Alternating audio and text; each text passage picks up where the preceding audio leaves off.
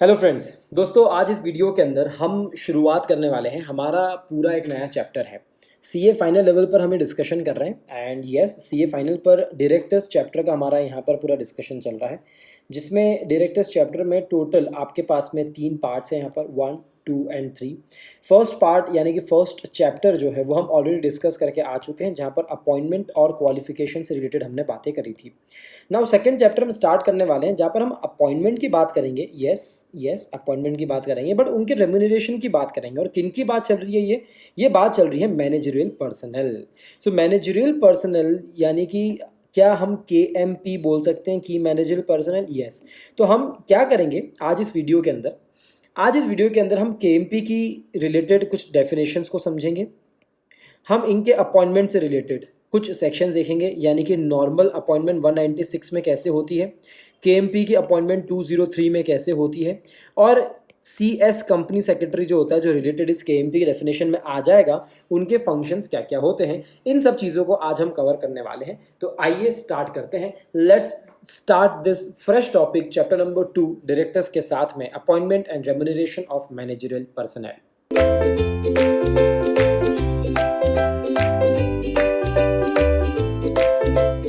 दोस्तों, जैसे कि मैंने आपको इंट्रोडक्शन में बताया कि जो आज हमारा फोकस रहेगा वो फोकस पॉइंट हमारा है chapter number 2। Obviously chapter number 2 में हम थोड़ा सा डाइव इन करके यहाँ पर स्टार्ट करेंगे।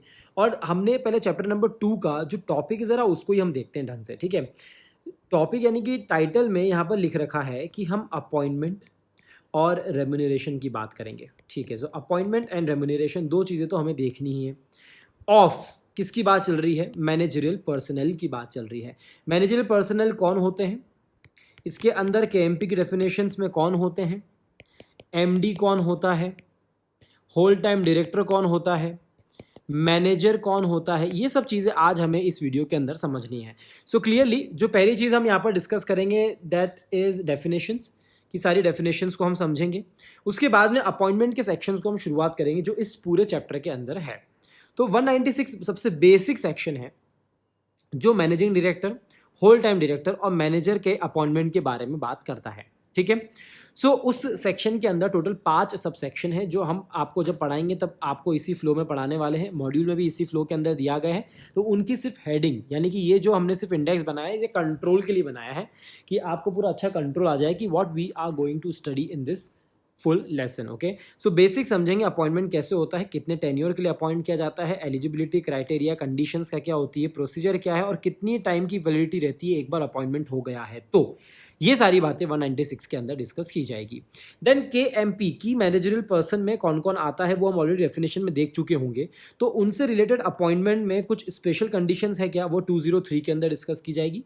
एंड जस्ट बिकॉज 203 और 196 इन दोनों ही सेक्शन के साथ में एक रिलेटेड सेक्शन है एंड दैट इज 205 जो बात करता है कंपनी सेक्रेटरी, उसका अपॉइंटमेंट और उसके फंक्शन से रिलेटेड बहुत ही छोटा पिद्दू सा सेक्शन है, उसको भी हम यहाँ पर कवर कर लेंगे। इन शॉर्ट चैप्टर नंबर 2 का ये एक तरीके से बेसिक इंट्रोडक्टरी वीडियो तो है ही सही, पर इंट्रोडक्शन में जो इंपॉर्टेंट सेक्शन है वो 196, 203 और 205 ऐसे 3 सेक्शंस को हम यहाँ पर कवर करने वाले हैं। ओके, नाउ स्टार्ट करने से पहले मैं आपको एक और चीज़ बताना चाहूँगा कि इस पूरे चैप्टर के अंदर काफ़ी सारे सेक्शंस हैं, ठीक है।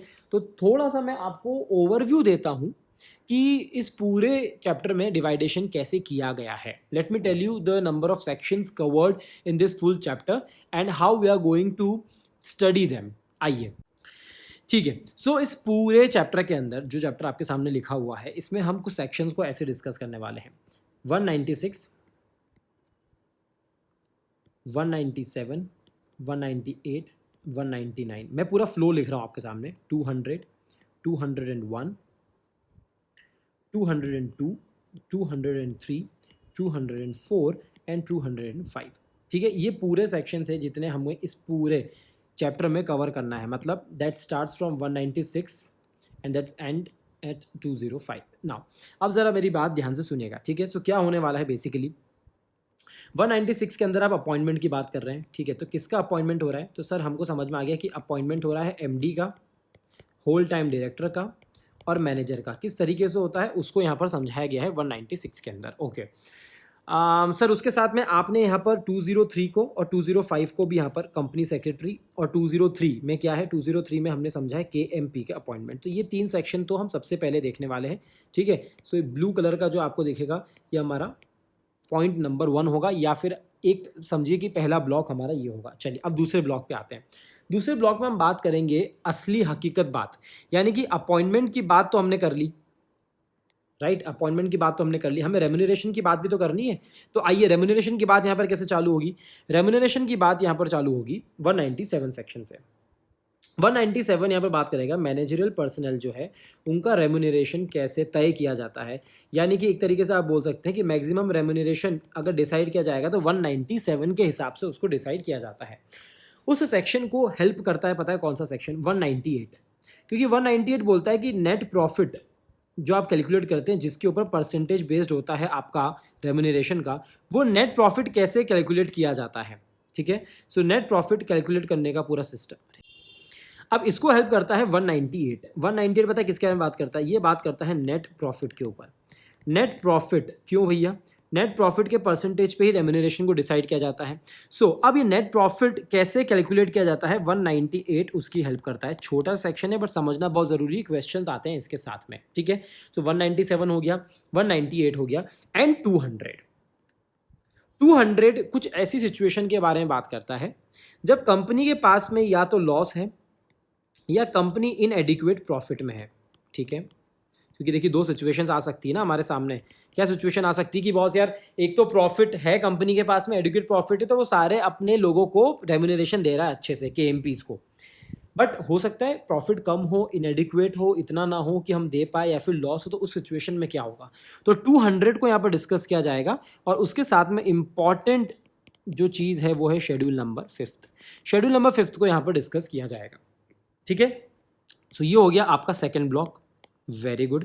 उसके बाद में क्या होगा, उसके बाद में हमारा थर्ड ब्लॉक आएगा, बहुत ही सिंपल सा थर्ड ब्लॉक है, जिसमें हम बात करेंगे 199, 201, 202 एंड 204। ये छोटे छोटे ऐसे सेक्शंस हैं जिनकी हम यहाँ पर बात करेंगे, ठीक है। सो इनके डिस्कशन में ये छोटे छोटे सेक्शन है बट बड़े इंपॉर्टेंट सेक्शन है। जैसे 191, 199 ये बात करता है कि यार कभी रिकवरी अगर करवानी पड़ी तो, यानी कि जो मैनेजर रेम्यूनरेशन है अगर वो एक्सेस में दे दी गई है और उसकी रिकवरी कभी करनी है तो कैसे करेंगे हम, तो वो यहाँ पर बात की जाएगी, ठीक है। और 201 क्या बात कर रहा है, 202 क्या बात कर रहा है, 204 क्या बात कर रहा है, छोटी छोटी बातें। जैसे 204 बात करता है कि बिगर कंपनीज, इस यहाँ पर एक क्राइटेरिया दिया गया है, ये बिगर कंपनीज का सेक्रेटरियल ऑडिट कैसे किया जा सकता है, 204 उसके बारे में बात करता है। 202 एंड 201 बड़े इंटरेस्टिंग है। 201 बात कर रहा है कॉम्पनसेशन के बारे में कि यार बॉस अगर किसी को निकाल दिया गया तो उसको ऑफिस का जो लॉस हुआ है उसके लिए कॉम्पनसेशन किया जाएगा क्या, सेंट्रल गवर्नमेंट को एप्लीकेशन दे दे के आप अपॉइंटमेंट कर रहे हो तो वो प्रोसेस या प्रोसीजर कैसा है वो भी बताओ ना हमको। तो 201 और 202 इनके बारे में बात कर रहे हैं, मतलब आपके जो थर्ड ब्लॉक है वो यहाँ पर होगा। इस तरीके से पूरे चैप्टर को डिस्कस किया जाएगा। मैं हैंड रिटन इसलिए बता रहा हूँ, आपको नोट्स जैसा फीलिंग आएगा और आपको बहुत मजा आएगा। हम कम से कम 4 से 5 वीडियो में पूरा ये चैप्टर फिनिश कर देंगे, चिंता मत कीजिए, ठीक है। नोट्स आपको अच्छे मिलने वाले हैं और मजा आएगा। चलिए तो अब विदाउट एनी फर्दर डिले हम स्टार्ट करते हैं हमारे आज के इस पूरे सेशन को जिसमें हम डेफिनेशंस को डिस्कस करने वाले हैं। लेट्स गो, ठीक है। सो 201 202 में 202 बात करता है कि बॉस कभी कभी बंदे को निकाल दिया गया है तो उसको कॉम्पनसेशन दिया जाएगा क्या, लॉस का, लॉस ऑफ ऑफिस हुआ है तो वहाँ कॉम्पनसेशन मिलेगा क्या। एंड 201 बात करता है सेंट्रल गवर्नमेंट को आप एप्लीकेशन दे रहे हो अपॉइंटमेंट के लिए तो उसका फॉर्मेट क्या होता है, कैसे उसको किया जाता है। छोटा सा सेक्शन है। तो थर्ड ब्लॉक है वो आपका बहुत ही ज़्यादा छोटा सा रहेगा। मैंने आपको क्या किया है, मैंने आपको इस पूरे चैप्टर में जो जो चीज़ें हम इस पूरे फ्लो में बात करने वाले हैं, इतने सारे सेक्शंस आप कवर करने वाले हैं, उनका मैंने आपको फ्लो बता दिया है। कितने पार्ट्स में हम डिस्कस करेंगे, सबसे पहले हम अपॉइंटमेंट को डिस्कस करेंगे, फिर हम मैनेजरियल रेम्यूनरेशन को डिस्कस करेंगे और उसके बाद में हम अदर्स में जाएंगे जिसमें छोटे छोटे सेक्शंस को हम डिस्कस करने वाले हैं। तो अभी इस वीडियो को आइए हम शुरुआत करते हैं अपॉइंटमेंट से रिलेटेड 196 को, 205 को और 203 को, ऐसे 3 सेक्शंस को आइए हम देखते हैं। Let's start. तो चलिए सबसे पहले जो हमारी डेफिनेशन है कि मैनेजरियल पर्सनल 251 यानी कि सेक्शन नंबर 251 के अंदर ये डेफिनेशन दी गई है कि KMP आखिरकार होता कौन है, ठीक है। अब ध्यान रखिए हम एक रिवीजन पैटर्न में थोड़ा सा इस पूरे वीडियोस को हम चलाने वाले हैं, बहुत ज़्यादा डीप नहीं जाएंगे। एग्जाम पर्सपेक्टिव के हिसाब से जो आपको ज़रूरी है, जो जो प्रोविजंस आपको ज़रूरी है वो सब मैंने यहाँ पर कवर कर रहे हैं। एंड सबसे इंपॉर्टेंट ये है कि मॉड्यूल के फ्लो में ही हम जाने वाले हैं, ठीक है। तो KMP के अंदर कौन कौन आता है भैया? CEO और मैनेजिंग डायरेक्टर और मैनेजर। क्या तीनों नाम आपको दिख गए यहाँ पर? यस, CEO, मैनेजिंग डायरेक्टर और द मैनेजर, या फिर company secretary, whole time director जिसे हम WTD कहते हैं, CS कहते हैं, या फिर CFO। बहुत ही बढ़िया। Such other officer not more than 1 level below the directors who is in whole time employment designated as key managerial person by the board and such other officer as may be prescribed. बहुत बढ़िया, इन सबको मैं हटा देता हूँ, ठीक है। क्यों भैया? हमें सिर्फ नाम याद रखने कि भैया कौन कौन आया है आखिरकार। KMP की मैनेजरल पर्सन, भैया नाम से समझ में आ रहा है कि ये मैनेजमेंट में इतने इंपॉर्टेंट लोग हैं, की पर्सनल है जो यहाँ पर कंपनी को संभालने वाले हैं। कितने कितने तरीकों से संभालने वाले हैं बॉस, जरा देखो। देखिए, चीफ एग्जीक्यूटिव ऑफिसर होता है, चीफ फाइनेंशियल ऑफिसर होता है, मैनेजिंग डायरेक्टर होता है और मैनेजर होता है, ठीक है। ये टोटल 4 कैटेगरीज तो आपको समझ में आ गई होगी। कंपनी सेक्रेटरी होता है होल टाइम, या फिर कोई ऐसा दूसरा पर्सन जो होल टाइम एम्प्लॉयमेंट में हो, या फिर होल टाइम एम्प्लॉयमेंट में जस्ट एक लेवल बिलो हो और कंपनी ने उसको नाम दिया हो KMP। मतलब कि ये क्लियरली ये बात है कि डेजिग्नेशन अगर कंपनी ने KMP का दिया है तो उस पर्सन को हम KMP की डेफिनेशन में इंक्लूड करेंगे, बट शर्त यह है कि वो ऑफिसर एक लेवल नीचे होना चाहिए ऐसे पर्सन के जो होल टाइम डायरेक्टर है, होल टाइम एम्प्लॉयमेंट है, उसके जस्ट 1 लेवल बिलो डायरेक्टर होना चाहिए, या फिर सच अदर ऑफिसर। तो ये हमारी डेफिनेशन पूरी यहाँ पर कंप्लीट होगी कि इतने लोग KMP के डेफिनेशंस में आ सकते हैं। ये नाम आपको याद रखना है, ठीक है ना। 1 बाय 1 हम एक एक को समझते हैं, बहुत इंपॉर्टेंट है।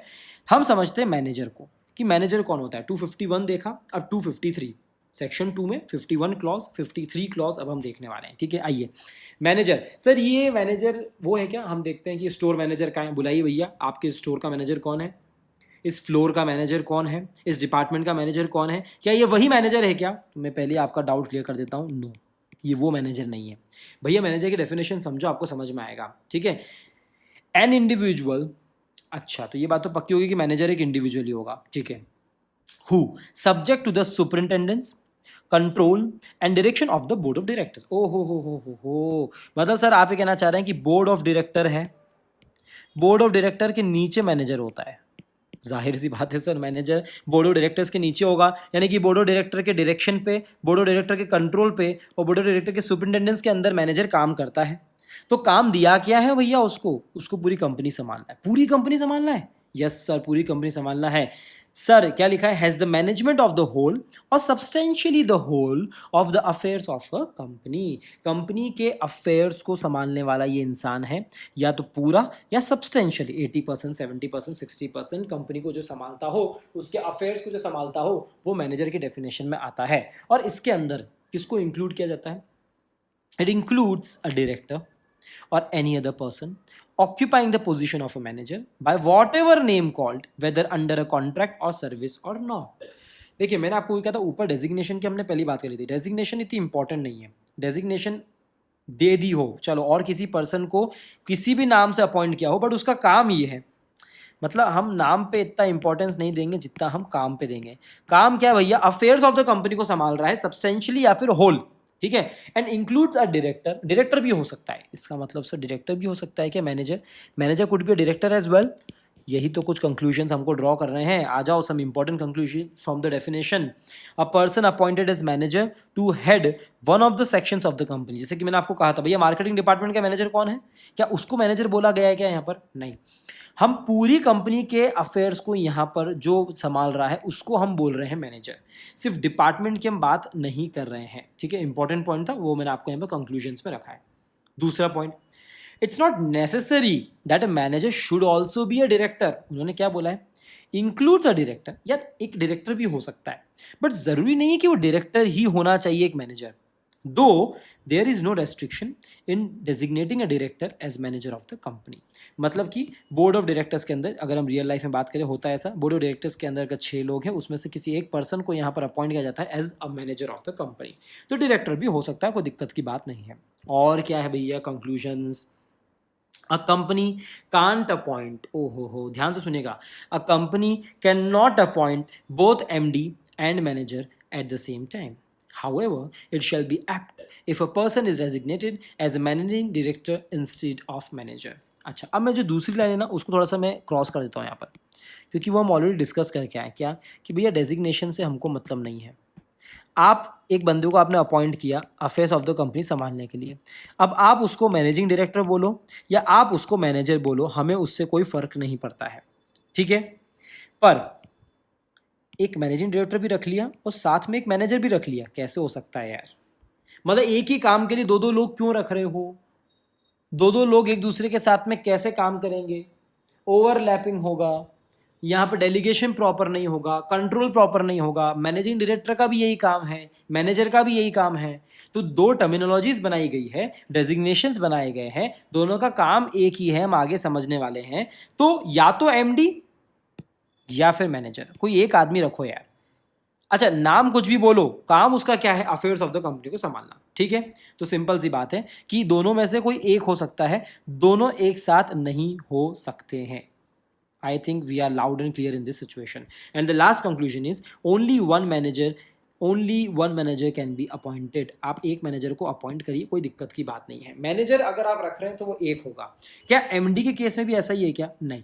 आ जाओ एमडी की डेफिनेशन को समझते हैं 254 के अंदर, ठीक है. 253 में मैनेजर था, 251 में केएमपी था, तो लिखते जाओ 251, 253, 254, 251 KMP, 253 मैनेजर, 254 MD, ठीक है. मैनेजिंग डायरेक्टर, आ जाओ फटाफट आ जाओ. मैनेजिंग डायरेक्टर डेफिनेशन में क्या है? Director who is entrusted with substantial powers of management of the affairs of the company. बराबर है ना? बट फर्क कहाँ पर आया है बच्चों? मैनेजर की डेफिनेशन में सब चीज़ें नहीं थी जो एमडी की डेफिनेशन में है भैया.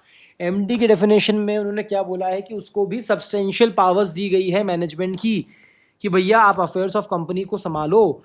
पर उसको पावर पता है कहाँ से मिली है? अब जरा पढ़ो. By the virtue of the articles of a company, an agreement with the company, a resolution passed in its GM या फिर board of directors, यानी कि बोर्ड मीटिंग में या फिर जनरल मीटिंग में एक रिजोल्यूशन पास कर दिया गया. चैतन्य जैन इस कंपनी के एमडी होंगे. आर्टिकल ने आपको ऐसी पावर दी है, चैतन्य जैन इन पावर्स को यूज़ करेंगे और जो इन पावर्स को यूज़ करेगा वो एमडी होगा. और एक एग्रीमेंट भी हो चुका है कंपनी के साथ में, ठीक है. तो ये तरीके से जो सब्सटेंशियली पावर्स अफेयर्स को मैनेज करने की होल्ड करता है वो एमडी होता है. अब आपको समझ में आ गया होगा मैनेजर और एमडी की डेफिनेशन में क्या डिफरेंस था. And this also includes a director occupying the position of the managing director by what ever name called. ये हर डेफिनेशन के एंड में क्या है कि क्या हमने उसका पहले एक लाइन बना लिया है कि नाम से फर्क नहीं पड़ता, काम से फर्क पड़ता है, ठीक है. तो ये बात तो ऑलरेडी हमारी क्लियर है. थोड़ा एक्सप्लेनेशन है उसको हम समझते हैं. सर सब्सटेंशियल पावर्स का मतलब क्या होता है? सब्सटेंशियल पावर मतलब सर डे टू डे में जो रूटीन वर्क हो रहा है, क्या उसको हम सब्सटेंशियल पावर बोलेंगे? तो एक्सप्लेनेशन इस डेफिनेशन का यही समझा रहा है कि सब्सटेंशियल पावर में एक्सक्लूड किया जाता है day to day administrative acts जो किए जाते हैं रूटीन नेचर के, उनको हम सब्सटेंशियल पावर नहीं बोलेंगे, ठीक है. ये बात क्लियर है. सर जैसे एडमिनिस्ट्रेटिव एक्ट्स कौन कौन से होते हैं? भैया कंपनी की सील को यूज़ करना और डॉक्यूमेंट्स पे उनको अफिक्स करना. आप बोल रहे हो कि सर जो बंदा ऐसा काम कर रहा है क्या सर वो एमडी हो जाएगा क्या? अरे यार एमडी खुद बैठ के सारे डॉक्यूमेंट्स पे सील थोड़ी लगाता है, कोई एम्प्लॉय लगाता है पास में बैठा बैठा, तो क्या वो एमडी हो जाएगा क्या? नहीं होगा. इसलिए ये क्या है कि एडमिनिस्ट्रेटिव वर्क है. तो एडमिनिस्ट्रेटिव वर्क जो रूटीन का कर रहा है वो उसके सब्सटेंशियल पावर्स में आता है क्या? नहीं बेटा, वो सब्सटेंशियल पावर्स की बात ये नहीं है कि भैया सील लगाना, चेक को इंडोर्स करना, ड्रॉ करना, नेगोशिएबल इंस्ट्रूमेंट्स पर साइन करना, सर्टिफिकेट ऑफ शेयर देना, यहाँ पर शेयर्स का जो रजिस्ट्रेशन हो रहा है, ट्रांसफ़र हो रहा है, उसका रजिस्ट्रेशन करना. ये सब रूटीन नेचर के काम है जो एक कंपनी में होते रहते हैं. जो आदमी ये कर रहा है, सिर्फ यही कर रहा है, वो एमडी होगा क्या? नहीं. बट जो ये भी कर रहा है और उसके पास में अफेयर्स को मैनेज करने की पावर भी है, वो एमडी होगा क्या? यस, वो एमडी होगा. This comes with the power, but क्या यही पावर है क्या सिर्फ? क्या इसे ही हम सब्सटेंशियल पावर कहेंगे, जो कंपनी को अफेयर्स को मैनेज करना? क्या ये हम इन एक्ट्स के हिसाब से ये बोलेंगे कंपनी के अफेयर्स को आप मैनेज कर रहे हो? नो, इसकी बात नहीं चल रही है, ठीक है। इसलिए एक्सप्लेनेशन में सब्सटेंशियल पावर में इसको एक्सक्लूड कर दिया है। किनको एक्सक्लूड कर दिया है? रूटीन नेचर के काम को, एडमिनिस्ट्रेटिव काम को, इनको हमने एक्सक्लूड कर दिया है। यहाँ से क्वेश्चन आपको आ सकता है। तो इंपॉर्टेंट कंक्लूजन्स एमडी के डेफिनेशन से क्या हो गए, ज़रा ध्यान दीजिएगा, ठीक है। मैनेजर में हमने देखा था, डिफरेंस भी समझते जाइए। मैनेजर डायरेक्टर हो भी सकता है और नहीं भी हो सकता है, कोई कंपल्शन नहीं है। बट यहाँ पर तो टर्म में ही डायरेक्टर नाम आया है, तो एक मैनेजिंग डायरेक्टर हमेशा डायरेक्टर तो होगा फर्स्ट प्लेस में, ये बात तो पक्की है, ठीक है। अब वो चाहे वो एडिशनल डायरेक्टर हो, रोटेशनल हो, नॉन रोटेशनल हो, कोई भी हो, उससे फ़र्क नहीं पड़ता है, ठीक है। डायरेक्टर होना चाहिए, ठीक है। हाउएवर जैसे वो डायरेक्टर पोस्ट से गया तो वो एमडी भी नहीं बचेगा। जब आप एमडी के डी ही नहीं बचे तो आप एम क्या बचोगे? सिंपल सी बात है, ठीक है। आई होप आपको क्लियर हो गया होगा। Now it's not necessary that a director who occupies the position of the managing director needs to be called managing director. He may be called by whatever name. यार अभी तो हमने बात करी, बार बार हम वही बात कर रहे हैं कि नाम से कोई फ़र्क पड़ रहा है क्या? नाम से कोई फ़र्क नहीं पड़ रहा है, हमें काम से फ़र्क पड़ रहा है। तो यार एमडी की पोस्ट पे आपने रखा, उसको एमडी मत बोलो, उसको मैनेजिंग डायरेक्टर मत बोलो। आपने चलो सुपरिटेंडेंट का नाम दे दिया उसको, या फिर आपने बोल दिया भैया ये सो एंड सो कोई फैंसी टर्म दे दिया आपने, तो रहेगा तो वो एमडी ही, क्योंकि काम तो एमडी वाला है ना, भले नाम एमडी वाला ना हो, ठीक है। तो थर्ड पॉइंट सिंपल था। नाउ इसका मतलब क्या हुआ कि एक एमडी को एमडी बोलने के लिए, एमडी बनने के लिए जो प्री रिक्विजिट है वो क्या है कि वो डायरेक्टर तो होना ही चाहिए, but substantial powers of management of the affair of the company उसके अंदर इंटरेस्टेड होना चाहिए। और इंटरेस्टेड यानी कि वो कौन दे रहा है ऐसी पावर उसको? भैया बोर्ड दे रहा है, मेमोरेंडम ऑफ एसोसिएशन दे रहा है, या आर्टिकल ऑफ एसोसिएशन से उसको ये पावर मिल रही है। तीनों चीज़ें देखी थी ना हमने, ये देखो, आर्टिकल, बोर्ड, एग्रीमेंट, ठीक है। तो ये बात हम ऑलरेडी देख के आ चुके हैं। तो ये सबसे इंपॉर्टेंट बात है और इंपॉर्टेंट पॉइंट भी है कि एमडी को एमडी बोलने के लिए ये हमें पावर्स चाहिए रहेगी, ठीक है। The board of directors exercises control over the MD. तो बोर्ड ऑफ डायरेक्टर्स मैनेजर के ऊपर भी कंट्रोल रखते हैं, एमडी के ऊपर भी कंट्रोल रखते हैं, yes. Thus power as managing director are exercisable according to the directors of the board. तो एमडी क्या काम करेगा वही करेगा जो बोर्ड ऑफ डायरेक्टर्स उसको करने के लिए बोलते हैं, वैसे करेंगे। मैनेजर हमें एक ही चाहिए था, मैनेजर एक ही बनता है, एक ही होता है। एमडी दो से ज़्यादा हो सकते हैं, कोई दिक्कत की बात नहीं है, ठीक है। Okay, and the last point is, क्या एक से ज़्यादा एमडी हम अपॉइंट कर सकते हैं? एक किसी कंपनी के अंदर क्या दो एमडी हो सकते हैं क्या? तो वो हम आगे बात करेंगे, ठीक है। कि भैया दो हो सकते हैं, मतलब कि एक से ज़्यादा हो सकते हैं, पर दो ही हो सकते हैं कि दो से ज़्यादा भी हो सकते हैं, वो हम आगे आने वाले सेक्शन में डिस्कस करने वाले हैं। बट अभी के लिए हमें क्या समझ में आया है? अभी के लिए हमको ये समझ में आया है, ज़रा हम कंक्लूजन ड्रॉ करेंगे WTD के बाद में, होल टाइम डायरेक्टर के बाद में, ठीक है। तो फाइनल कंक्लूजन हम ड्रॉ करेंगे कि भैया कितने मैनेजर हो सकते हैं, कितने एमडी हो सकते हैं, ये सब चीज़ें हम डिस्कस करने वाले हैं। तो अब होल टाइम डायरेक्टर, भैया होल टाइम डायरेक्टर नाम से समझ में आ रहा है कि जो होल टाइम एम्प्लॉयमेंट में है उसे होल टाइम डायरेक्टर बोलते हैं। यानी कि ये एम्प्लॉय भी है होल टाइम और ये डायरेक्टर भी है, इन दोनों का कॉम्बिनेशन इसको बनाता है WTD। डायरेक्टर तो होता ही है, एम्प्लॉयमेंट में भी होता है, फुल टाइम एम्प्लॉय उसको बोलने में आता है, वो पूरा टोटलिटी में अपना टाइम देता है मैनेजमेंट के लिए, ठीक है। A person who is not a director can not be employed as whole time director. बहुत ही ऑब्वियस सी बात हो गई है। 2 or more whole-time directors can be appointed, but an individual can be whole-time director only in one company. उन्होंने कहा है कि भैया एक ही कंपनी के अंदर आप होल टाइम डायरेक्टर बन सकते हो, एक से ज़्यादा कंपनी के अंदर नहीं बन सकते हो, बट एक कंपनी में एक से ज़्यादा या दो से ज़्यादा होल टाइम डायरेक्टर भी हो सकते हैं, ठीक है। Okay, so that being said, हमारी यहाँ पर चारों डेफिनेशंस कवर होती है। मीन्स हमने यहाँ पर डिस्कस कर लिया किन किन को। सबसे पहले हमने KMP की डेफिनेशन को डिस्कस किया, उसके बाद में मैनेजर की, उसके बाद में MD की, और उसके बाद में होल टाइम डायरेक्टर की, ठीक है। तो कुछ कंक्लूजन्स हमें यहाँ पर देखने के लिए मिले हैं, उनमें से ये 3 इंपॉर्टेंट बात है जो आप देख लीजिए। देखिए, एक ही कंपनी में MD और होल टाइम डायरेक्टर दोनों हो सकते हैं क्या? यस, बिल्कुल हो सकते हैं। एक पर्सन MD है, एक पर्सन होल टाइम डायरेक्टर है। मैनेजर और होल टाइम डायरेक्टर भी साथ में हो सकते हैं कि यस, एक पर्सन मैनेजर है, एक पर्सन होल टाइम डायरेक्टर हो सकते हैं, कोई दिक्कत की बात नहीं है। बट क्या एक एमडी और मैनेजर दोनों पोस्ट पे एक एक बंदा कोई हो सकता है क्या? नो, इधर दिस और इधर दिस, इधर दिस और इधर दिस, ये कॉम्बिनेशन आपको बिठाना पड़ेगा। मतलब ये तो साथ में हो सकते हैं, एमडी का काम अलग है, होल टाइम डायरेक्टर का काम अलग है, बराबर है, बट एमडी और मैनेजर का काम एक ही है भैया, तो ये दोनों साथ में कभी भी नहीं हो सकते, इस बात को आपको क्लियर रखना है, ठीक है। अगर हम बात करेंगे नंबर्स की, ठीक है, तो नंबर्स की बात ऐसे हो रही भैया, whole time directors full time employment में रहते हैं, फुल टाइम एम्प्लॉई एक तरीके से, तो वो एक से ज़्यादा भी हो सकते हैं, कोई दिक्कत की बात नहीं है, होल टाइम डायरेक्टर्स आप ज़्यादा रख सकते हो। मैनेजिंग डायरेक्टर आप कंपनी में रख सकते हो, कितने रख सकते हो भैया आप, या तो 2 रख सकते हो, 2 से कम रख सकते हो, वो हम आगे आने वाले सेक्शन में देखने वाले हैं। होल टाइम डायरेक्टर अगर आप किसी एक कंपनी में बन गए हो तो दूसरी कंपनी में आप whole time director second company में बन पाओगे क्या? नहीं बन पाओगे, ठीक है। इस तरीके से हमने बात करी थी। मैनेजर के सीन में आप देखोगे तो मैनेजर आप एक ही रख पाओगे। तो हमने नंबर्स भी समझ लिए हैं, डेफिनेशन समझ लिए हैं, कुछ कॉम्बिनेशन परम्यूटेशन समझ लिए हैं। तो फर्स्ट फेज जो डेफिनेशन का है वो हमारा यहाँ पर ही एंड होता है।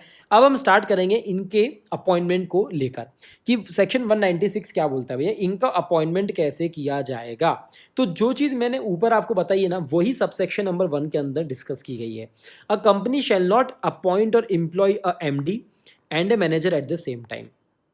मतलब कि एक ही टाइम पर no company is permitted to appoint a manager if a managing director is already appointed and vice versa. Already आपके पास में एक एमडी है तो आप मैनेजर क्यों अपॉइंट कर रहे हो भैया?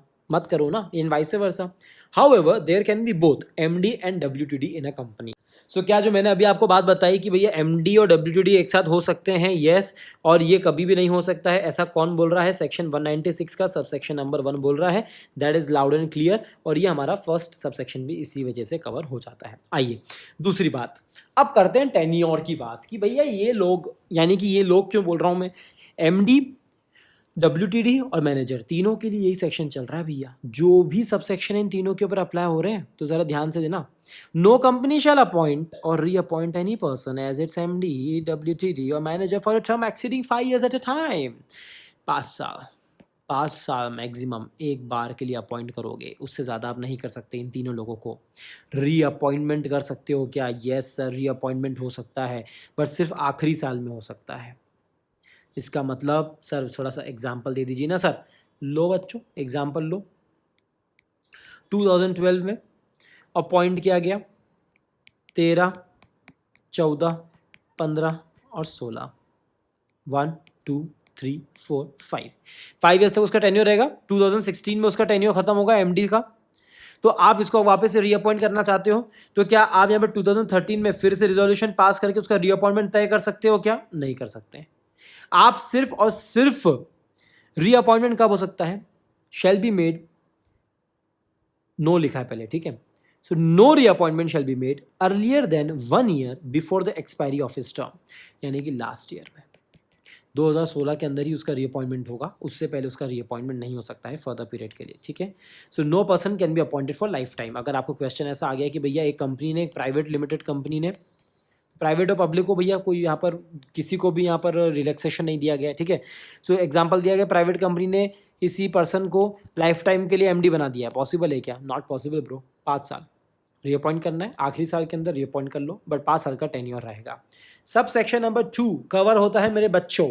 आइए आगे एलिजिबिलिटी को हम यहाँ पर डिस्कस करते हैं कि भैया कौन है ये एमडी, डब्ल्यूटीडी और मैनेजर बनने के लिए कुछ औकात चाहिए क्या? कुछ डिग्री चाहिए क्या? तो उन्होंने कहा बिल्कुल चाहिए। 164 वाला सेक्शन याद है ज़रा आपको? फाइनल में आ चुके हो तो 164 तो पता ही होगा आपको, डिस्क्वालिफिकेशन का। भैया 164 वाले डिस्क्वालिफिकेशन तो होने ही नहीं चाहिए, दैट इज़ तो बाय डिफ़ॉल्ट बेस लाइन है, फर्स्टली लिख दिया उन्होंने, ठीक है। बट उसके अलावा उन्होंने क्या बोला है कि भैया उसके अलावा भी कुछ कंडीशंस हमको चाहिए रहेगी। वो क्या है? आ जाओ। A, B, C, D and E, total 5 condition है। आइए एक एक करके समझते हैं। पहली कंडीशन ये है कि एलिजिबिलिटी में भैया 21 साल से कम का बंदा नहीं होना चाहिए, 70 साल से ज़्यादा का बंदा नहीं होना चाहिए। मीन्स जो उसकी एज होनी चाहिए वो 21 to 70 की होनी चाहिए। ये एलिजिबिलिटी क्राइटेरिया में कंडीशन में है, बट 70 के ऊपर स्टार मार्क बना हुआ है। 70 ईयर्स के ऊपर अगर आपको यहाँ पर किसी को अपॉइंट करना है तो आपको स्पेशल रिजोल्यूशन की ज़रूरत पड़ेगी और साथ में आपको एक्सप्लेनेटरी स्टेटमेंट की ज़रूरत पड़ेगी। ठीक है, जो नोटिस के साथ में अनेक्स किया जाएगा। कौन सा नोटिस भैया? जिस मीटिंग के अंदर आप इसको अपॉइंट करने वाले हो। ओके, गवर्नमेंट का अप्रूवल चाहिए रहेगा क्या? गवर्नमेंट का अप्रूवल कब लगेगा? गवर्नमेंट का अप्रूवल तब लगेगा जब स्पेशल रिजोल्यूशन पास नहीं किया गया है। अब मेरी बात समझना बहुत अच्छे से, ठीक है। उन्होंने क्या बोला भैया, एक पर्सन है 71 ईयर्स का, उसको अपॉइंट किया जा रहा है, सब लोग मीटिंग के अंदर बैठे, स्पेशल रिजोल्यूशन पास नहीं किया गया, स्पेशल रिजोल्यूशन पास नहीं किया गया मतलब 75% वोटिंग नहीं मिली या फिर किया ही नहीं, स्पेशल रिजोल्यूशन को प्लेस नहीं किया। बट सर जो वोट्स फेवर्स में थे वो ज़्यादा थे उन लोगों से जो फेवर में नहीं थे। ठीक है, तो सर इसका मतलब ये है कि लोग चाहते तो हैं सर, कंपनी चाहती तो है, सब लोगों ने अपनी इच्छा तो दिखाई है सर कि इस पर्सन को एज अ डायरेक्टर हमें अपॉइंट करना चाहिए, हालांकि वो 70 के ऊपर है। तो गवर्नमेंट का अप्रूवल सामने आया। यहाँ पर इस प्रोविज़न का क्या हेल्प है? ये प्रोविज़न ही करना चाहता है कि भैया अगर आप स्पेशल रिजोल्यूशन पास नहीं कर पाए हो, but even though special resolution pass नहीं हुआ है, हमको दिख रहा है कि भैया आपके 50% से मेजोरिटी के ऊपर सब लोगों ने बोला है, मीटिंग हुई थी और सब लोग चाहते हैं कि भैया इस पर्सन को यहाँ पर बनाया जाए, भले वो 70 साल के ऊपर का है, 70 के ऊपर की एज का है, तो यहाँ पर central government will come to the rescue and will grant such approval. और वो बोल देगी कि यस, यहाँ पर 71 वाले बुढ़े को आप यहाँ पर डायरेक्टर बना सकते हो, कोई दिक्कत की बात नहीं है। ठीक है, सो ये बात आपको ध्यान रखनी है कि 21 से 70 है, 70 के ऊपर जाना है, स्पेशल रिजोल्यूशन और एक्सप्लेनेटरी स्टेटमेंट की ज़रूरत है। अगर स्पेशल रिजोल्यूशन आपने पास नहीं किया है तो गवर्नमेंट का अप्रूवल लगेगा, सीजी का अप्रूवल यहाँ पर आपको लगेगा। ठीक है, और क्या कंडीशन है भैया? इंसॉल्वेंट नहीं होना चाहिए, क्रेडिटर्स के पेमेंट में कुछ गड़बड़ नहीं किया होना चाहिए एट एनी टाइम, पिछले सालों में कभी भी क्रेडिटर्स के रीपेमेंट का अगर लोचा आपने किया है तो आप क्या एमडी बन सकते हो? नहीं बन सकते हो। डब्ल्यूटीडी बन सकते हो? नहीं बन सकते हो। मैनेजर बन सकते हो? नहीं बन सकते हो। इंसॉल्वेंट हो, अनडिस्चार्ज हो, या फिर आपको इंसॉल्वेंट बोल दिया गया है विच में भी द केस, नहीं बन सकते हो। कोर्ट ने आपको कन्विक्ट किया हो 6 मंथ से ज़्यादा के लिए, नहीं बन सकते हो। तो ये तो बेसिक हो गई ABCD। ठीक है, अब कुछ एडिशनल एलिजिबिलिटी कंडीशंस आती है, बड़ी ज़ोरदार कंडीशंस है। ठीक है, जो यहाँ पर शेड्यूल 5 के अंदर भी दी गई थी। तो एक तरीके से हम शेड्यूल 5 का पार्ट 1 यहाँ पर डिस्कस कर रहे हैं। ठीक है, तो आप क्या यहाँ पर क्या कर सकते हैं, 196 जहाँ पर आपको लिखा हुआ है, आइए मैं आपको ले चलता हूँ। हमारा जो बेसिक था यहाँ पर इंडेक्स में, आपको ज़्यादा बेटर रहेगा। 196(1) के अंदर बेसिक देखा हमने कि भैया MD और मैनेजर साथ में नहीं बन सकते हैं। ठीक है, टेन्योर हमने देखा 5 प्लस लास्ट ईयर में रीअपॉइंटमेंट हो सकता है। एलिजिबिलिटी कंडीशन में आप यहाँ पर लिख लीजिए जो हम साथ में डिस्कस कर रहे हैं, दैट इज़ शेड्यूल 5 का पार्ट 1 एज वेल, क्योंकि यहाँ पर भी एडिशनल कंडीशंस दी गई है कि अगर कोई MD WTD मैनेजर बनना चाहता है तो उसकी एलिजिबिलिटी कंडीशंस क्या क्या होगी। इंपॉर्टेंट 21 से 70 वाली है जो हमने यहाँ पर देख ली है। 70 के ऊपर जाना है, स्पेशल रिजोल्यूशन की ज़रूरत है, स्पेशल रिजोल्यूशन नहीं तो सेंट्रल गवर्नमेंट के अप्रूवल की ज़रूरत है। ठीक है ना, एडिशनल कंडीशन जो है आइए उनको देखते हैं। आइए फटाफट देखिए, एडिशनल कंडीशन शेड्यूल 5 का पार्ट 1 क्या बोल रहा है? वो बोल रहा है कि he had not been sentenced to imprisonment for any period. भैया इम्प्रिजनमेंट नहीं होना चाहिए। ऊपर हमने क्या बात करी थी, कॉन्विक्ट किया गया था by court for an offence and sentenced for a period of more than 6 months. 6 month से ज़्यादा नहीं होना चाहिए, ये बात तो पक्की है ही सही, जो हम समझ चुके हैं। ठीक है, बट उन्होंने कहा है कि आपको जेल भी हुई हो और 1000 से ज़्यादा का फाइन लगा हो, वो पर्सन भी नहीं बन सकता। अगर आपको डिटेन किया गया था अंडर फॉरेन एक्सचेंज प्रिवेंशन और स्मगलिंग एक्टिविटीज़ के अंदर, नहीं बन सकते। ये पॉइंट सबसे लास्ट में बताऊंगा मैं आपको। ठीक है, 21 साल की एज कंप्लीट कर चुके हैं and has not attain the age of 70, वो बन सकते हैं। सिंपल सी बात है। हाउएवर क्यों लिखा भैया, डॉट करके छोड़ दिया? क्योंकि 70 के ऊपर जो स्पेशल रिजर्वेशन की जरूरत पड़ेगी वो हमको मालूम है। बस उन्होंने बोला है कि एलिजिबिलिटी कंडीशंस के अंदर क्या है, इम्प्रिजनमेंट नहीं होना चाहिए, कॉन्विक्शन नहीं होना चाहिए, डिटेन्ड नहीं होना चाहिए, 21 से 70 की एज होनी चाहिए। ठीक है, और रेसिडेंट होना चाहिए। सर रेसिडेंट के पॉइंट के आगे लिख रखा है कि स्पेशल इकोनॉमिक जोन्स अगर है तो वो रेसिडेंट नहीं भी होंगे तो भी चलेगा। यस, क्योंकि सर NA2 SEZ कंपनीज, मतलब सर कोई बाहर का बंदा NRI है, इंडिया के अंदर आ रहा है और डायरेक्टर बनने के लिए आ रहा है, सर ऐसे ही मुंह उठा के आ सकता है क्या? नहीं, उसे सारे डॉक्यूमेंट्स, पासपोर्ट वगैरह जो भी है गवर्नमेंट के साथ में सबमिट करने पड़ेंगे, वो एक अलग इन्फॉर्मेशन है। बट SEZ यूनिट में NRI हो सकता है, बट यहाँ पर इस वाले केस में जनरली रेसिडेंट ही यहाँ पर बन पाएगा डायरेक्टर। ठीक है, ये बात आपको समझ में आ गई आई होप। ओके, और रेसिडेंट की डेफिनेशन क्या है? क्या सर हमारी जो 182 डेज वाली डेफिनेशन चलती वही है क्या? आओ बच्चों पढ़ो ज़रा। अ person who has been staying in India for a continuous period of not less than, कितना लिखा है, 12 मंथ्स। ओहो हो, अगर 1 जनवरी 2011 में मुझे अपॉइंट किया जा रहा है, इस डेट पर अपॉइंटमेंट मेरा किया जा रहा था, मैं रेसिडेंट हूँ कि नहीं ये चेक करना है, तो इस डेट से मैं 12 मंथ पीछे जाऊँगा और मैं देखूँगा कि क्या मैं 1 जनवरी 2010 से 11 तक मैं क्या इंडिया के अंदर ही था क्या 1 साल के लिए। अगर मैं 12 मंथ्स के लिए immediately preceding the date of appointment as a manager person, तो मुझे रेसिडेंट माना जाएगा। या फिर कोई ऐसा पर्सन जो इंडिया में रहने आया है, क्यों आया भैया, एम्प्लॉयमेंट के लिए रहने आया है या बिजनेस करने के लिए आया है, वो काउंट किया जाएगा। ठीक है, सो ये रेसिडेंट की बात हो गई। एडिशनल कंडीशन जो दी गई है वो यहाँ पर दी गई थी, वो हमने यहाँ पर डिस्कस कर ली है। Imprisonment, detained, age, resident. अब बीच में ये पॉइंट छूटा था हमारा, ये पॉइंट बोल रहा है कि भैया आपने बोला कि डिटेन्ड नहीं होना चाहिए, इम्प्रिजनमेंट नहीं होना चाहिए, ये दोनों पॉइंट नहीं होना चाहिए। बट ये दोनों पॉइंट के होते हुए भी अगर सेंट्रल गवर्नमेंट को लगता है कि इसको हम डायरेक्टर बना सकते हैं, तो फिर क्या सेंट्रल गवर्नमेंट से ऊपर कोई है क्या? कोई भी नहीं है। तो उनका कहना है कि however where the CG has given its approval to the appointment of a person convicted or detained under para above as the case में भी, अगर एक बार CG ने यहाँ पर परमिशन दे दी, तो क्या परमिशन हमेशा के लिए हो गई क्या? तो उन्होंने कहा कि हो चुकी है, क्योंकि फिर बाद में वापस से जब सब्सिक्वेंट अपॉइंटमेंट करना है हमको, तो फिर से हमें सेंट्रल गवर्नमेंट की अपॉइंटमेंट की या अप्रूवल की जरूरत नहीं होगी। लिखा हुआ है, मन से नहीं बोल रहा हूं। No further approval central government shall be necessary for the subsequent appointment of that person मतलब जिसको डिटेन कर दिया गया था, कॉन्विक्ट कर दिया गया था, if he had not been so convicted or detained subsequent to such approval. इसका मतलब ये कि भैया आप एक बार जेल में गए, माना आपने इस कंडीशन को ब्रीच कर दिया, बट सेंट्रल गवर्नमेंट ने आपको परमिशन दे दी, अब आपको 5 साल के लिए अपॉइंट किया गया, अब नेक्स्ट 5 ईयर्स के लिए फिर से आपको अपॉइंट करना है, बट बीच में 1 साल में वापस जेल चले गए, अरे यार गजब करते हो यार, तो फिर आप बाहर ही हो चुके हो इस बार। बट अगर बीच में आप यहाँ पर जेल नहीं गए हो और लास्ट टाइम आपने सेंट्रल गवर्नमेंट ने आपको परमिशन दे दी थी, तो अब वापस से रीअपॉइंटमेंट के लिए, सब्सिक्वेंट अपॉइंटमेंट के लिए सेंट्रल गवर्नमेंट की परमिशन आपको नहीं लगेगी। I hope we are loud and clear in this segment. तो हमारा यहाँ पर जो सबसेक्शन नंबर 3 था बच्चों, वो किसके लिए था? सबसेक्शन नंबर 3 वो था हमारा एलिजिबिलिटी कंडीशन से रिलेटेड, वो हमारा यहाँ पर खत्म हो चुका है। ठीक है, तो थर्ड हमारा कंप्लीट हो गया। सेकंड में हमने टेन्योर देख लिया, फर्स्ट में हमने बेसिक देख लिया। आइए अब हम आते हैं फोर्थ में, जहाँ पर हम समझेंगे प्रोसीजर, कि इनको अपॉइंट अगर करना है तो कौन से रिजोल्यूशन की ज़रूरत पड़ती है, क्या प्रोसीजर है उसको समझते हैं, इसमें कुछ पॉइंट्स हैं, और लास्ट में वैलिडिटी का पॉइंट यहाँ पर हम कवर करेंगे कि इनके एक्ट की वैलिडिटी क्या होती है एग्जाम्पल के साथ में। तो हमारा ये पूरा सेक्शन 196 एग्जाम्शन के साथ में समझ के हमारा कंप्लीट हो चुका होगा। ठीक है, तो आइए समझते हैं कि प्रोसीजर क्या है। चलो तो अब प्रोसीजर की बात करते हैं।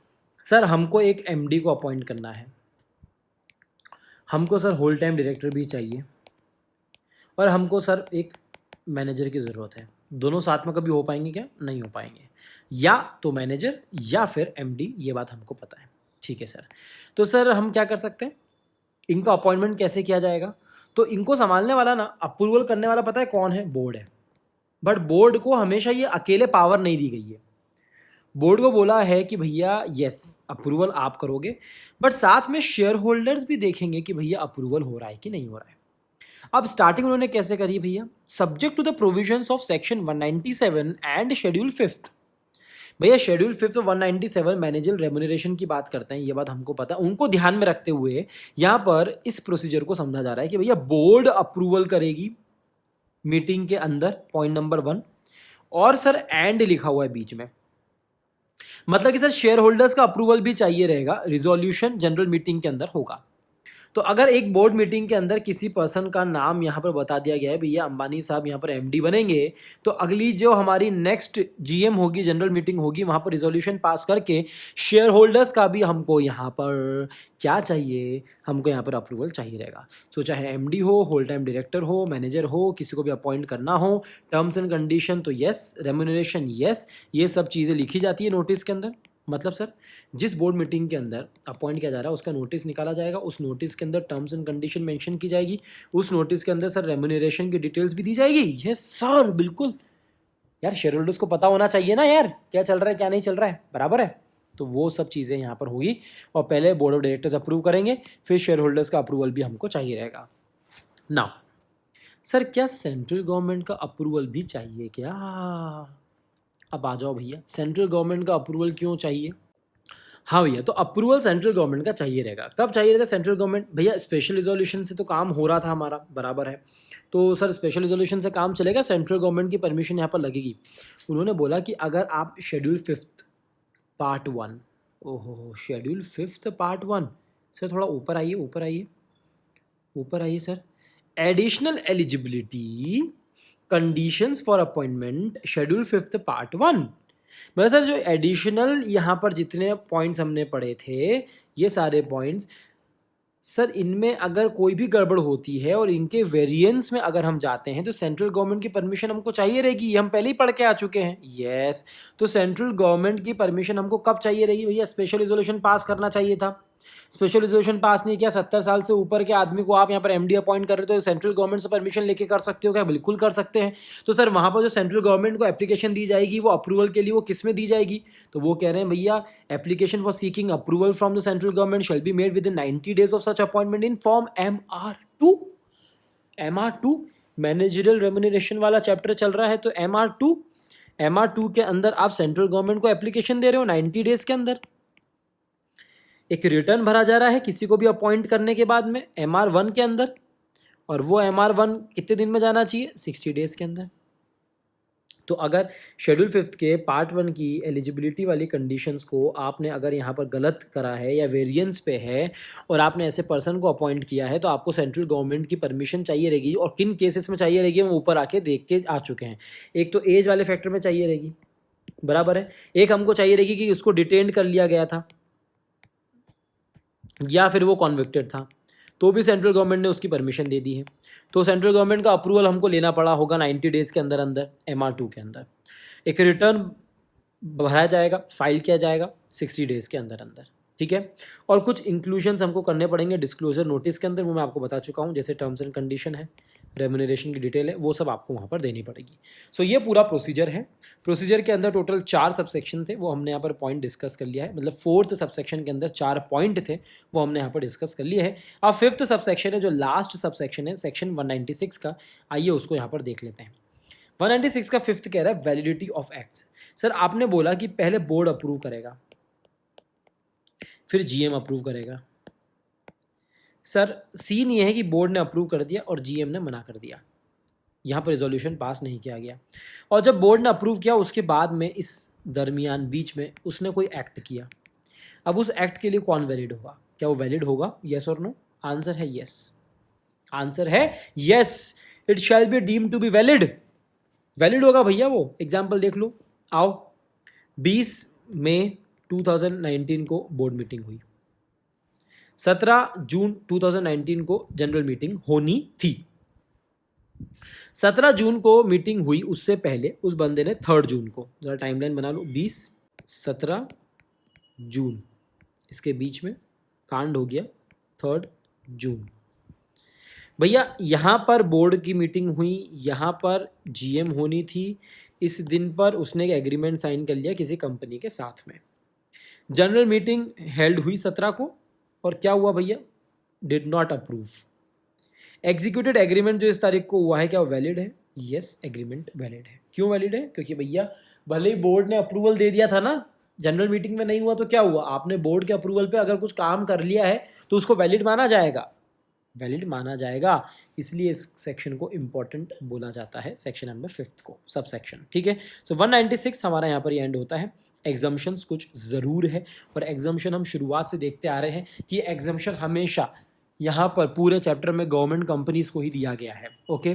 बट गवर्नमेंट कंपनीज को एग्जेम्पशन कब मिलता है? अगर उनका कोई भी डिफ़ॉल्ट ना हो 137 के अंदर और साथ में 92 के अंदर, यानी कि आप एनुअल रिटर्न के अंदर, फाइनेंशियल स्टेटमेंट के अंदर अगर कोई भी डिफ़ॉल्ट करके आए हो तो आपको क्या ये एग्जेम्पशन एप्लीकेबल रहेगा? नहीं। तो अगर इन केस आप गवर्नमेंट कंपनी हो आपको एग्जाम्पशन मिलेगा, ठीक है, बट डिफ़ॉल्ट नहीं होना चाहिए, ठीक है। सो गवर्नमेंट कंपनी को किन सेक्शन से एग्जाम्पशन मिला हुआ है? 196 की हम बात कर रहे हैं। ये एग्जाम्पशन किसके लिए? ध्यान रखना 196 के लिए है। तो 196 में 1 तो बेसिक था, 2 टेन्योर का था, 3 किसका था? एलिजिबिलिटी के लिए, 4 था प्रोसीजर के लिए और 5th था वैलिडिटी ऑफ एक्ट्स के लिए, बराबर है। अब देखो गवर्नमेंट कंपनी को क्या क्या एप्लीकेबल नहीं है। गवर्नमेंट कंपनी को टेन्योर एप्लीकेबल नहीं है, प्रोसीजर एप्लीकेबल नहीं है और वैलिडिटी ऑफ एक्ट्स एप्लीकेबल नहीं है, ठीक है। और प्राइवेट कंपनीज को एप्लीकेबल नहीं है। मतलब एलिजिबिलिटी तो सबके ऊपर अप्लाई होगी, चाहे कंपनी कैसी भी हो, वो इन्हीं लोगों को अपॉइंट कर पाएगी। टेन्योर की जहाँ तक बात है 5 साल, तो गवर्नमेंट कंपनी 5 साल से ज़्यादा अपॉइंट कर रही तो कर सकती है क्या? येस, वो कर सकती है, ठीक है। बट प्राइवेट कंपनी 5 साल से ज़्यादा कर सकती है क्या? नहीं कर सकती है। प्राइवेट कंपनी का एग्जाम्पशन कहाँ से मिला हुआ है? प्रोसीजर से मिला हुआ है, वैलिडिटी से मिला हुआ है, ठीक है। और यहाँ पर गवर्नमेंट कंपनी को मिला हुआ है। मतलब सब प्राइवेट कंपनी बाहर हो गई, गवर्नमेंट कंपनी बाहर हो गई, तो ऐसी पब्लिक कंपनी जो नॉन गवर्नमेंट है उनके ऊपर ये सेक्शन अप्लाई हो रहा है क्या? यस, ये अप्लाई हो रहा है, ठीक है। सो ये हुआ सेक्शन 196। आइए अब जैसा कि मैंने आपसे वादा किया था हम चालू करते हैं 203। तो हमने देखी डेफिनेशन देखी केएमपी की, केएमपी के अंदर कौन कौन आता है, तो केएमपी का अपॉइंटमेंट कैसे होता है ज़रा वो भी तो बता दीजिए हमको, कि कौन सी कंपनी है, विच कंपनीज को यहाँ पर केएमपी को रखना ज़रूरी है, केएमपी अपॉइंट करना ज़रूरी है। तो 203 केएमपी के अपॉइंटमेंट की बात कर रहा है। उसके साथ में आपको 2 रूल्स स्टडी करने हैं, रूल 8 और रूल 8A। 8 तो केएमपी से रिलेटेड है, बट 8A जो है वो कंपनी सेक्रेटरी से रिलेटेड है। यहाँ पर आने वाला है 8A और ये 8 है। आओ भैया, रूल 8 के हिसाब से ये बोला जा रहा है कि हर एक लिस्टेड कंपनी के केएमपी तो होना ही चाहिए। दूसरी जो पब्लिक कंपनी जिनकी paid up share capital 10 crore या 10 करोड़ से ज़्यादा है उनको भी केएमपी अपॉइंट करना ज़रूरी है, ठीक है। अब केएमपी भी होल टाइम होगा भैया, होल टाइम। तो होल टाइम कंपनी सेक्रेटरी चाहिए, होल टाइम सीएफओ चाहिए, होल टाइम एमडी चाहिए, होल टाइम सीईओ चाहिए, मैनेजर चाहिए, या फिर एमडी सीईओ मैनेजर नहीं है तो फिर होल टाइम डायरेक्टर चाहिए इन देयर एब्सेंस। कितनी बातें हो गई सर, आप बात कर रहे हो केएमपी की ना। सो हमने डेफिनेशन में क्या देखा था भैया? कंपनी का सीईओ, कंपनी का मैनेजर, कंपनी का एमडी, ये सब सीईओ होते हैं, बराबर है। सर ये लोग अगर नहीं है तो, ये लोग नहीं है तो होल टाइम डायरेक्टर चाहिए रहेगा इनकी प्लेस पर। कंपनी सेक्रेटरी होल टाइम होना चाहिए, सीएफओ भी होल टाइम होना चाहिए। ये सब लोग केएमपी के डेफिनेशंस में आते हैं। तो हर एक कंपनी को जो लिस्टेड है, जो paid up share capital 10 crore या 10 करोड़ से ज़्यादा है, ऐसी दूसरी पब्लिक कंपनीज़ को केएमपी को अपॉइंट करना ज़रूरी है। सर कंपनी सेक्रेटरी का रूल नंबर 8A बाद में आया। मतलब मेरे पास एग्जांपल ये है कि सर एक पब्लिक कंपनी है, उसका sir paid up share capital 5 crore रुपए है। चलो 5 करोड़ से कन्फ्यूजन होगा, हम लेते हैं 4 करोड़ रुपए, ठीक है। सर सीएस की ज़रूरत है क्या कंपनी सेक्रेटरी की? तो रूल 8 के हिसाब से अगर हम जाएंगे तो 10 करोड़ से तो नीचे, तो सर कंपनी सेक्रेटरी नहीं होना चाहिए। तो रूल 8A आया। रूल 8A क्या बोला है? रूल 8A बोल रहा है कि एवरी अदर कंपनी जो ऊपर कवर नहीं हुई है, कहाँ कवर नहीं हुई? यहाँ कवर नहीं हुई है। Every other company who has not been covered above, और जिनकी paid up share capital 5 crore से ज़्यादा है उनको अपॉइंट करना पड़ेगा होल टाइम कंपनी सेक्रेटरी। मतलब सर आप ये बोलना चाह रहे हैं कि 5 करोड़ से 10 करोड़ वाले को भी कंपनी सेक्रेटरी होना ही पड़ेगा, और 10 करोड़ से बियॉन्ड जो कंपनीज है, पब्लिक कंपनीज है, उनको तो कंपनी सेक्रेटरी करना ही है, बराबर है। यस, तो रूल 8 बोल रहा है 10 करोड़ से ऊपर वाले लोगों को होल टाइम कंपनी सेक्रेटरी चाहिए, और whole time company secretary 10 crore से ऊपर वाले तो है ही सही, बट साथ में जो 5 करोड़ से ऊपर वाले लोग हैं, 5 से 10 करोड़, उन लोगों को भी चाहिए, राइट। दोनों बातें हैं यहाँ पर। इसीलिए कंपनी सेक्रेटरी का जो यहाँ पर अपॉइंटमेंट है वो रूल नंबर 8 और 8A दोनों के साथ में यहाँ पर एक साथ बोला जाएगा, ठीक है। तो ये हो गई रूल 8 और 8A की बात। केएमपी अपॉइंट कब करना है, केएमपी किन किन को अपॉइंट करना है, ये बात यहाँ पर हो गई। अब यहाँ पर कुछ प्रोवाइजो है जो इंपॉर्टेंट बात करता है, आइए उसको देखते हैं। चलो प्रोवाइजो क्या बात कर रहा है? ज़रा ध्यान से पढ़ना, chairperson and MD/CEO can't be the same individual eight a time. मतलब कि कंपनी का जो चेयरपर्सन है वो ही उस कंपनी का MD या वो ही उस कंपनी का CEO नहीं बन सकता है, एक ही पर्सन नहीं बन सकता है, ऐसा प्रोवाइजो ने यहाँ पर क्लैरिफिकेशन दिया है हमको, ठीक है। बट हकीकत में रियल लाइफ में ऐसा नहीं हो रहा था। कुछ टाइम के लिए गवर्नमेंट ने इसको एक्सटेंड करके 2022 तक इस चीज़ को भी एक्सटेंड कर दिया था, बट वो आपके कोर्स के लिए इंपॉर्टेंट नहीं है, तो आप उनको अभी मत ध्यान में रखिए, ठीक है। बट बाय डिफ़ॉल्ट लॉ क्या कहता है कि चेयरपर्सन और MD/CEO एक ही बंदा नहीं हो सकता है, ओके। बट कुछ एक्सेप्शंस हैं। एक्सेप्शंस क्या है भैया, कि अगर आपके आर्टिकल्स में ऐसा लिखा हुआ है, क्या हो रहा था हकीकत में आपको रियल लाइफ सिचुएशन अगर बताऊं तो ऐसी बहुत सारी कंपनी है जो डिफ़ॉल्ट कर रही थी, जहां पर चेयरपर्सन और MD एक ही पर्सन था। रिलायंस का एग्जांपल ले लीजिए, मुकेश भाई साहब अपने थे ऐसे। हिंदुस्तान में ले लीजिए, हिंदुस्तान HUL में संजीव जी थे। तो ऐसे बहुत सारे एग्जाम्पल्स हैं जहाँ पर ऐसा हो रहा था। तो गवर्नमेंट ने क्या बोला कि चलिए एक काम करते हैं कि अगर आप MD को और CEO को, या फिर आप अपने चेयरपर्सन को और MD को, या फिर आप अपने चेयरपर्सन और CEO को एक ही पर्सन बनाना चाहते हैं, तो अगर आपके आर्टिकल्स ऐसा पावर देते हैं तो आप कर सकते हैं। अगर कंपनी के मल्टीपल बिजनेसेस नहीं हैं तो आप कर सकते हैं।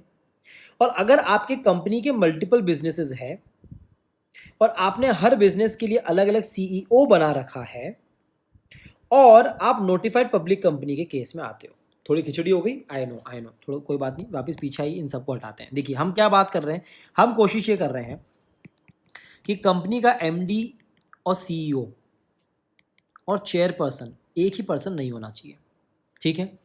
बट हो सकता है अगर आपके आर्टिकल्स अलाउ करते हो तो, और आपकी कंपनी के मल्टीपल बिजनेसेस नहीं है, मल्टीपल बिजनेसेस नहीं है यार, एक ही कंपनी है, एक ही सेगमेंट में हम लोग काम करते हैं, तो हम चेयरपर्सन को और हमारे MD को एक ही पर्सन बना सकते हैं क्या, बना सकते हैं, ठीक है। बट आर्टिकल की परमिशन चाहिए रहेगी, ओके। नाउ थर्ड कंडीशन में दो तीन चीज़ें हैं। थर्ड कंडीशन क्या बोल रही है कि अगर आप नोटिफाइड पब्लिक कंपनी हो, मतलब आपकी paid up share capital 100 crore से ऊपर है, आपका टर्नओवर 1000 करोड़ से ऊपर है, ठीक है, और आपके मल्टीपल बिजनेसेस भी हैं। मल्टीपल बिजनेस नहीं होता तो हम कर सकते थे, बट सर मल्टीपल बिजनेस है हमारा, तो हम नोटिफाइड पब्लिक कंपनी के अंदर की डेफिनेशन में भी आते हैं सर। बट सर हमने हर बिजनेस के लिए एक डिफरेंट CEO बना रखा है, हर के लिए हमने डिफरेंट CEO बना रखा है, तो सर हमारा जो चेयरपर्सन है क्या वही MD बन जाए, चलेगा क्या, बिल्कुल चलेगा। अगर आप ये तीनों कंडीशंस फुलफिल करते हैं, तो इसके अंदर जो तीनों कंडीशन दी गई है वो फुलफिल करते हैं, तो अगर आप नोटिफाइड पब्लिक कंपनी है, यानी कि आपकी paid up share capital 100 crore से ऊपर है, आपका टर्नओवर दोनों में से कोई एक चीज़ है, या तो टर्नओवर या पेड अप शेयर कैपिटल, आपका टर्नओवर 1000 करोड़ से ऊपर है और आपके मल्टीपल बिजनेसेस है, जियो हमारा यहाँ पर एप्लीकेबल होगा, येस, रिलायंस इंडस्ट्रीज एप्लीकेबल होगी, येस। बट हर एक कंपनी के लिए हमने अलग अलग सेगमेंट के लिए अलग अलग CEOs बना रखे हैं ऑलरेडी, तो क्या फिर हम हमारे MD को और चेयरपर्सन को एक कर सकते हैं, प्रोवाइजो के हिसाब से, एक्सेप्शन के हिसाब से हम कर सकते हैं, ठीक है। सो ये था हमारा क्या 203 पढ़ रहे हैं हम। 203 के अंदर रूल 8A देखा, प्रोवाइजो देखा। अब कुछ कंडीशन देखते हैं कि KMP का जो यहाँ पर अपॉइंटमेंट है वो कैसे होगा। सर ऊपर जो हमने एक डाउट आ रहा है, सेक्शन 196 देखा था, वहाँ पर हमने MD का, होल टाइम डायरेक्टर का और मैनेजर का, इन सबका देखा था हमने, तो इनका अपॉइंटमेंट अलग तरीके से हो रहा था। और सर यहाँ पर सिर्फ हम KMP की अपॉइंटमेंट की बात कर रहे हैं ना, देखिए ना, अपॉइंटमेंट ऑफ KMP, यस, तो यहाँ पर हम थोड़ा अलग ब्रॉडर टर्म में बात कर रहे हैं। KMP की डेफिनेशन में CFO भी आ रहा है, CEO भी आ रहा है, होल टाइम डायरेक्टर, MD और मैनेजर की बात हम ऑलरेडी करके आ चुके हैं, CEO CFO की बात यहाँ पर कर रहे हैं, या फिर कोई दूसरी पर्सन जिसको इस नाम से, KMP के नाम से अपॉइंट किया गया, हम उसकी बात कर रहे हैं। तो उनका अपॉइंटमेंट के लिए कंडीशंस क्या है, वही भैया क्या कि बोर्ड रेजोल्यूशन की ज़रूरत पड़ेगी। बट आप सिर्फ एक ही कंपनी के अंदर एक ही टाइम पे आप KMP बन सकते हैं, आप बहुत सारी कंपनीज़ के अंदर नहीं बन सकते हैं, बट आप सब्सिडरी में बन सकते हैं। लॉ अलाउ करता है कि अगर होल्डिंग के अंदर मुझे की मैनेजरल पर्सन बनाया है तो यही पर्सन सब्सिडरी के अंदर ही बन सकता है, कोई दिक्कत की बात नहीं है, ठीक है। KMP डायरेक्टर हो सकता है, कोई दिक्कत की बात नहीं है। तो सर जो केएमपी है वो किसी दूसरी कंपनी के अंदर डायरेक्टर बन सकता है क्या? Yes, with the permission of the board. क्या कहने का मतलब है? इनका कहना है कि कोई भी केएमपी है यानी कि एक सीएफओ है, मैं चीफ फाइनेंशियल ऑफिसर हूँ इस कंपनी का, अब मैं सर दूसरी कंपनी के अंदर डायरेक्टर बनना चाहता हूँ, तो क्या मैं बन सकता हूँ क्या? हाँ, उस आप दूसरी कंपनी में जाके आप की मैनेजरियल पर्सन नहीं बन पाओगे, बट आप एक नॉर्मल डायरेक्टर की पोस्ट वहाँ पर होल्ड कर सकते हो अगर आपको बोर्ड अलाउ करे तो ये कंडीशन भी आपको यहाँ पर ध्यान रखनी है, बहुत इंपॉर्टेंट थी। और ये अगला प्रोविजन यहाँ पर आ गया है कि एमडी और manager in more than one company allowed. क्या लिखा हुआ भैया? कि आप एक कंपनी के एमडी हो तो आप उसके अलावा एक और कंपनी के अंदर एमडी बन सकते हो, कोई दिक्कत की बात नहीं है। मतलब कि 1+1 ही है, तो मतलब मैक्सिमम 2 हो गया। यस, मैक्सिमम 2 हो गया। मैक्सिमम 2 कंपनी के अंदर आप एमडी बन सकते हो। अप्रूवल चाहिए रहेगा बोर्ड मीटिंग में, कंसेंट चाहिए सबके सब डायरेक्टर्स की। ऑल डायरेक्टर्स लिखा है बच्चों, ऑल डायरेक्टर्स। यूनानिमस यहाँ पर हमको सभी की हाँ चाहिए रहेगी, और एक स्पेशल नोटिस देना पड़ेगा हमको उस मीटिंग का, रिजोल्यूशन का, सबके सब डायरेक्टर्स को। तो अगर आप एक बंदा 2 कंपनी में एमडी बनना चाहता है तो उसको ये चीज़ फॉलो करनी पड़ेगी, बट मैक्सिमम 2 कंपनी ही हो सकती है। अगर केएमपी की वैकेंसी होती है तो बोर्ड मीटिंग में उसको फिल किया जाएगा 6 मंथ्स के अंदर, और अगर 203 से रिलेटेड कोई भी यहाँ पर फ्रॉड होता है, पेनल्टी उसकी लगेगी कंपनी के ऊपर 5 लाख रुपए, डायरेक्टर और केएमपी के ऊपर लगेगी 50,000 रुपये। ठीक है, तो 203 हमारा यहाँ पर एंड होता है, 196 हमारा ऑलरेडी एंड हो चुका है, डेफिनेशन ऑलरेडी एंड हो चुकी है, बचा है 205। बहुत ही चिंदी सा सेक्शन है। 205 बोल रहा है कंपनी सेक्रेटरी का सर आपने अपॉइंटमेंट बताया कहाँ पर? रूल 8A के अंदर, बराबर ना, कि सर 5 करोड़ के ऊपर जितनी भी कंपनीज है उन सब में होल टाइम कंपनी सेक्रेटरी हमको चाहिए। ठीक है, और सर जो 10 करोड़ के ऊपर वाली कंपनीज है, यानी कि सर लिस्टेड कंपनी है, अदर पब्लिक कंपनीज हैं जो 10 करोड़ के ऊपर है, वहाँ तो हमको कंपनी सेक्रेटरी चाहिए। बट सर ऐसी दूसरी पब्लिक कंपनी जो इसके अंदर कवर नहीं हो रही है, बट वो 5 करोड़ के अभी भी ऊपर है, तो हाँ वहाँ भी हमको कंपनी सेक्रेटरी चाहिए रहेगा। उसका अपॉइंटमेंट भी हमने देख लिया है, बोर्ड रिजोल्यूशन हमको चाहिए रहेगा, राइट। फंक्शंस क्या क्या होंगे? अब मैंने थोड़े फंक्शंस को ना अलग तरीके से डिस्ट्रीब्यूट कर दिया है, आपको याद करने में ईजी होगा। भैया कंपनी सेक्रेटरी है, काम क्या रहेगा? कुछ नहीं भैया, मीटिंग्स कन्वेन करो और अटेंड करो, उन मीटिंग्स के नोट्स को मेंटेन करो, मिनट्स को मेंटेन करो, अप्रूवल लो जहाँ जहाँ जिसकी अप्रूवल की ज़रूरत हो, बोर्ड की, जीएम की यानी कि जनरल मीटिंग की, गवर्नमेंट की, अपनी ड्यूटीज़ को सही तरीके से डिस्चार्ज करो, कंप्लायंस को रिपोर्ट करो कि act, rules, laws, secretarial standards ढंग से मेंटेन हो रहे हैं कि नहीं हो रहे हैं, कंप्लाई हो रहे हैं कि नहीं हो रहे हैं, उसको रिपोर्ट करो। आपका काम है असिस्ट करना, सही कॉर्पोरेट गवर्नेंस को मेंटेन करना, डायरेक्टर्स को सही गाइडेंस देना, तो ये यहाँ पर हो गया। और वेरियस रेगुलेटर्स के सामने आप रिप्रेजेंट भी कर सकते हो। तो मैंने कुछ ऐसे लॉट्स में यहाँ पर डिसाइड किया है, डिवाइड किया है, वो लॉट्स आप याद कर सकते हैं। ठीक है, तो आपको यहाँ पर ड्यूटीज़ और फंक्शंस याद करने में आसानी रहेगी। सबसेक्शन नंबर 2 इसका ये बोल रहा है कि यार बोर्ड का काम करती है, कंपनी सेक्रेटरी को अपॉइंट करने की वजह से बोर्ड ऑफ डायरेक्टर्स के फंक्शंस में कोई प्रॉब्लम आएगी क्या? कोई भी प्रॉब्लम नहीं आएगी। ठीक है, सो ये 205 भी हमारा यहाँ पर एंड होता है बच्चों। इसी के साथ में हमारा जो पहला वीडियो है फर्स्ट, ये मैं आपको बता रहा हूँ, देखिए हमने कैसे डिवाइड किया था। हमने टोटल 3 पार्ट्स में इस पूरे हमने चैप्टर को डिवाइड किया है। ठीक है, पहले पार्ट में हम बात कर रहे थे अपॉइंटमेंट की, राइट, जो हमारा ये वाला वीडियो था। अपॉइंटमेंट में 196 हमने देखा, 203 देखा और 205 देखा। केएमपी का अपॉइंटमेंट 203 के अंदर, MD whole time director manager का अपॉइंटमेंट अलग से 196 के अंदर, और कुछ डेफिनेशन भी हमने यहाँ पर देखी है। अब बात आती है मैनेजरियल रेम्यूनरेशन की, सेक्शन 197 बहुत इंपॉर्टेंट, 198 के अंदर नेट प्रॉफिट की कैलकुलेशन, साथ में 200 शेड्यूल 5 के साथ में। हो सकता है हम इस वीडियो को 2 पार्ट में डिवाइड करें और उसको हम समझें, और लास्ट में हम यहाँ पर हमारे अदर सेक्शन जितने भी है जो बचे हुए हैं, 199 बचा हुआ है, 201 बचा हुआ है, 202 बचा हुआ है, 204 बचा हुआ है, इन सब सेक्शंस को हम यहाँ पर कवर करेंगे। ठीक है दोस्तों, सो इस तरीके से टोटल 3 पार्ट्स में हमने यहाँ पर इस पूरे चैप्टर को डिवाइड किया था। फर्स्ट पार्ट हमारा यहाँ पर ही डन होता है, जो चैप्टर नंबर 2 है डायरेक्टर्स का, यानी कि appointment and remuneration of managerial personal, वो हमारा वीडियो यहाँ पर खत्म होता है। आई होप आपको वीडियो पसंद आया होगा। So that's it for this video guys. अगला वीडियो देखिए जिसमें हम मैनेजरियल रेम्यूनरेशन की बात करेंगे। Thank you, be safe, study hard, bye bye, thank you.